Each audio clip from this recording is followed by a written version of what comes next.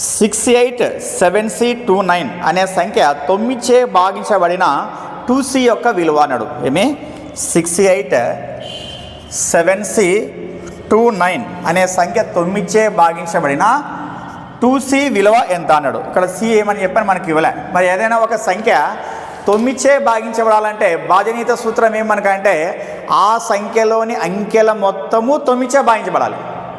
ఒక సంఖ్య 9చే భాగించబడాలంటే ఆ సంఖ్యలోని అంకెల మొత్తము 9చే భాగించబడితే ఆ సంఖ్య 9చే భాగించబడుతుంది అన్నమాట. మరి ఇప్పుడు మనము వీటన్నిటిని ప్లస్ చేస్తాను నేను. 6 + 8 + 7 + C + 2 + 9 తీసుకుంటే 6 8 14 14 7 21 21 2 23 23 + 9 ఎంత వస్తుంది? 32 వస్తుంది. 32 + C అనమాట.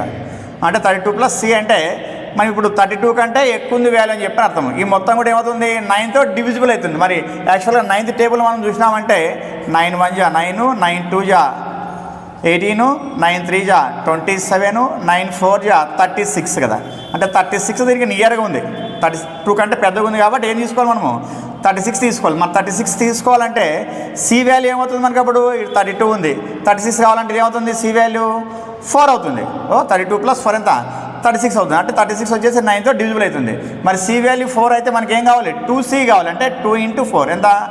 8 అనమాట. కాబట్టి ఏ ఆప్షన్ అంటే మనకు 4th option is the right answer అనమాట.